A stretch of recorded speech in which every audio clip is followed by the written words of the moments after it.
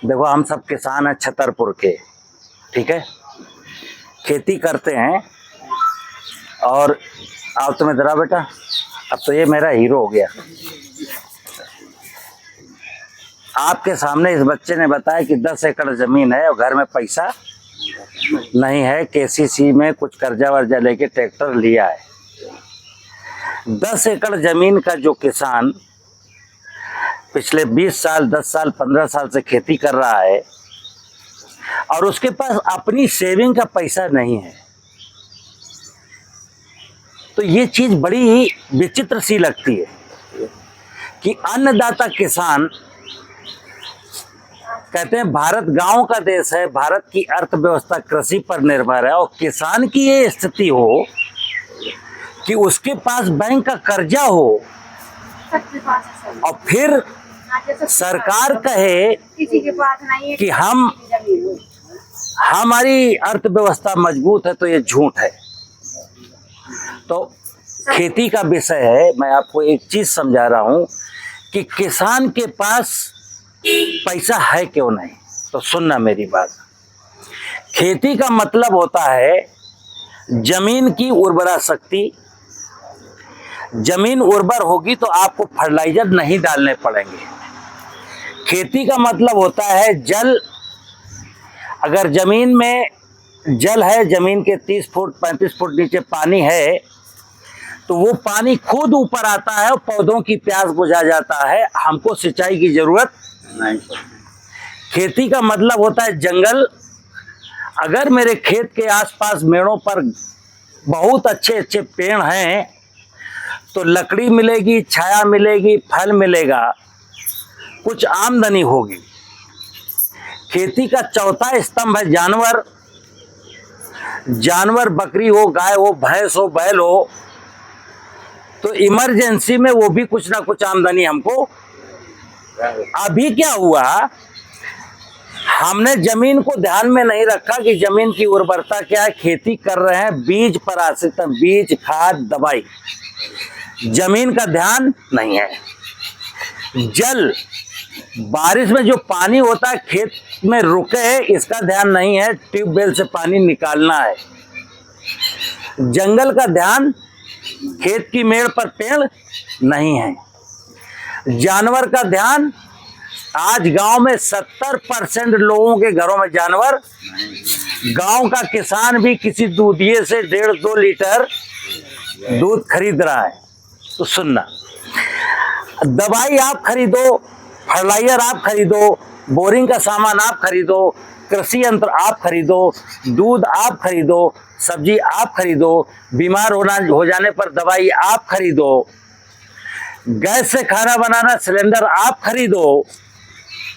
आमदनी छोटी सी और हर चीज खरीद रहे हो, तो पैसा कहां से बचेगा। तो मैं क्या कहता हूं, जमीन मजबूत करो।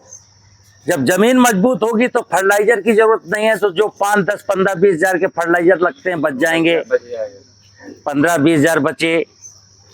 जमीन जलदार हुई तो ट्यूबवेल लगाने का, बोरिंग कराने का, समर खरीदने का खर्चा बचा। खेत की मेड़ पर पेड़ हुए तो हमको लकड़ी मिलेगी, बकरी का चारा मिलेगा, महुआ का फल मिलेगा, कुछ फल अपने खाने के लिए मिलेंगे, और पेड़ जमीन की सुरक्षा भी करेंगे। अगर बकरियां, गैया, भैंसियां होंगी तो दूध बिकेगा, कभी बकरियां बिकेगी, कभी बकरा बिकेगा, तो कभी 50 हजार की मिलेंगे, कभी 5 हजार मिलेंगे। कभी आमदनी के सोर्स हमको क्रिएट करने, कि हमको 20 हजार पशुओं से कमाना है, 40 हजार पेड़ों से कमाना है, और फर्टिलाइजर बचा के इतना कमाना है, पेस्टिसाइड बचा के इतना कमाना है, तब आप समृद्धशाली हो पाओगे, ठीक है ना। अभी जो एग्रीकल्चर का जो मॉडल है, टेक्नोलॉजी है, वो चाहती है कि किसान ऐसी कोई अच्छी बात समझ ना पाए। क्यों? नहीं तो मेरा फर्टिलाइजर बिकना बंद हो जाएगा, मेरे पेस्टिसाइड बिकने बंद हो जाएंगे, मेरा बोरिंग का कारोबार ठप हो जाएगा, मेरा समर नहीं बिकेगी, मेरे कृषि यंत्र नहीं बिकेंगे, किसान बीमार होगा तो मेरी दवाई नहीं बिकेंगी, ठीक है ना। तो अब एक मैं कहता हूं, धरती को पहला काम, मैंने वहां क्लासरूम में आपको 2 काम बताए। बारिश का पानी खेत में रुके मेड़ बनाओ, और इस साल इनकी योजना के माध्यम से पेड़ लगाओ भयानक। ये पेड़ दे 100, तुम लगाओ 200। क्योंकि फिर बता दूं, जब कोई फ्री की चीज मिलती है उसकी अहमियत नहीं होती। जब एक किसान 50 रुपए का एक नीम का पेड़ 10 फुट का खरीद के लाएगा तो उसकी सुरक्षा जरूर करेगा। और GIZ ने अगर आपको 10 रुपए का फ्री पेड़ दिया तो उसको क्या सोचोगे, फ्री का तो फ्री मिला है यार, चल जाएगा चल जाएगा, नहीं चलेगा नहीं चलेगा, ठीक है ना। तो जमीन को ठीक करने के लिए एक चीज और बताऊं, लागत कैसे घटेगी। तो अब ये जीवामृत है, ये जो है इन सब ड्रमों में जीवामृत भरा हुआ है। ये जीवामृत है क्या चीज? जीवों का अमृत। जीवों का कौन से जीव? सुनना, हमारे खेत में जमीन जिंदा है, जमीन माँ कहते हैं ना, तो माँ जिंदा है तभी तो माँ कहते हैं, और मर जाएगी तो काय की माँ। तो पीछे इतिहास में टेक्नोलॉजी के युग में हमने इस जमीन में, किसी ने बताया कि तुम्हारे खेत में दीमक लगी तो आपने क्लोरोपाइरीफास डाला। मूंगफली बोई तो बोले व्हाइट ग्रब लगा है तो क्लोरोपाइरीफास डाला। तो ये बिकवाया गया, ये आपको बेवकूफ बनाया गया कि दीमक को मारना है क्लोरोपाइरीफास डालो। जो टेक्नोलॉजी ये कह रही है कि दीमक नुकसानदायक है, वही टेक्नोलॉजी कह रही है केंचुआ फायदेमंद है। केंचुआ भी खेत में, दीमक भी खेत में है। केंचुए को हम 10 लाभ बताते हैं, दीमक का 1 नुकसान बताते हैं, लेकिन दीमक को मारने के लिए हमको क्लोरोपाइरीफास बेचनी है। तो केंचुआ मरा, दीमक नहीं मरी, ठीक है ना। केंचुआ ही नहीं मरा, जब जमीन में मैंने कोई इंसेक्टिसाइड डाला खतरनाक तो केंचुआ मरा, दीमक मरा, गुबरैला मरा, खेत में रहने वाले जाने कितने प्रकार के जीव जंतु मर गए। तो खेत क्या हुआ? मर गया। खेत, माँ मर गई। माँ में, उस जमीन में जीवन नहीं है। जितने भी जीव थे सब हमने मार डाले। तब क्या हुआ? आज के ठीक 30-40 साल पहले जब आप लोटा लेके खेत में शौच क्रिया के लिए जाते तो अब आप देखना ईमानदारी की बात, तो कहीं आप अपना मल विसर्जित करके आए, अगले दिन फिर वहीं गए तो क्या देखा? वो मल मिट्टी बन गया, वो मल। अब क्या होता है, आप चले जाओ जरा लोटा लेके और मल विसर्जित करके आओ, अगले दिन फिर वहीं जाना, वो अब मिट्टी नहीं बनता, अब वो सूख जाता है।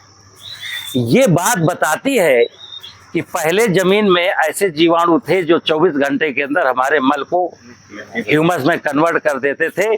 अब वो हमने सब मार डाले। तो ये जीवामृत क्या करता है?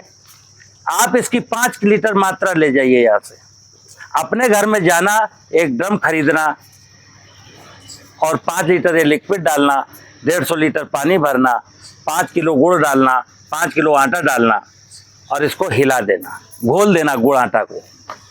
अगले हर रोज 2 मिनट के लिए हिलाओ। 15 दिन जैसे ही बीते तो 3 किलो गुड़ 3 किलो आटा फिर दे देना। फिर जैसे ही 10 दिन और बीते तो 2 किलो गुड़ 2 किलो आटा दे देना। अब जब तक मूंगफली का बोने का समय ना आए तब तक आप अगर एक बार और देने का अवसर मिले तो और दे देना। ये ड्रम का लिक्विड अगर 200 लीटर है तो 10 एकड़ जमीन के लिए पर्याप्त है। केवल 20 लीटर मात्रा इसकी 1 एकड़ में अगर पानी खेत में भर गया हो तो लिक्विड बाल्टी में 10-20 लीटर के बाल्टी लो और एक खेत में 50 जगह जाकर के पाव भर छिड़काओ, ये बैक्टीरिया चला गया खेत में। अगर खेत सूखा है, नमी है, जुताई करनी ओट है तो इस 20 लीटर को 1 कुंटल सड़ी हुई सूखी हुई गोबर की खाद में मिलाइए, खेत में बिखेरिए और जुताई कर दीजिए तो जमीन आपकी जिंदा हो जाएगी। इससे क्या होगा? डीएपी नहीं डालनी पड़ेगी, बिल्कुल नहीं। डीएपी अब भूल जाना जीवन में कि डीएपी डालने की जरूरत पड़ती भी है कि नहीं पड़ेगी, पैदावारी नहीं घटेगी। और जो सब्जी के किसान हैं जो हर दूसरे दिन दवा छिड़कते रहते हैं, टमाटर लगाया था साहब, चाहे 80,000 का टमाटर बेचा, 10,000 की खाद डाली, 10,000 का लेबर लगाया, 40,000 का पेस्टिसाइड डाल दिया, दिन रात मरते रहे, पैसा बचा 15,000। तो पूरे 40,000 बचा सकते। ये डालने के बाद बीमारी खेत में, क्योंकि बीमारी फसल में थी नहीं, बीमारी तो जमीन में थी, और ये डालने के बाद जमीन की बीमारी ठीक हो गई, तो फसल में रोग नहीं लगा, तो हमें दवा डालने की जरूरत नहीं है। तो आप सभी से एक ही अनुरोध है कि खेती में मैं कहता हूं निवेश का नहीं, फर्टिलाइजर का, पेस्टिसाइड का, कृषि यंत्र का निवेश मत लगाइए। खेती में निवेश लगेगा तो दिमाग का लगेगा।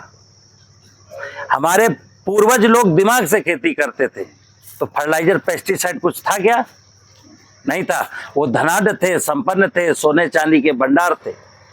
और अब हमने क्या किया, अपने दिमाग को तो रख दिया गिरवी खाद की दुकान में। अपना दिमाग कहाँ रखा है? खाद की, पेस्टिसाइड की दुकान में। और किसके दिमाग से खेती हो रही है? उस बनिया की दुकान, बनिया के दिमाग से खेती हो रही। तो बनिया कभी चाहेगा क्या कि आप संपन्न बन जाओ? तो अपना जो दिमाग कहीं रखा है उस दिमाग को उठा ले आओ और खेत में रखो दिमाग, अपने पास रखो दिमाग। तो ये जीवामृत आप ले जाइए, बहुत सरल कहानी है, चैनल मैंने बता दिया है। जो कुछ और पूछना हो, जांचना हो तो टेलीफोन पर पूछ सकते हैं। नमस्कार। ले जाओ, ले आओ कटिया।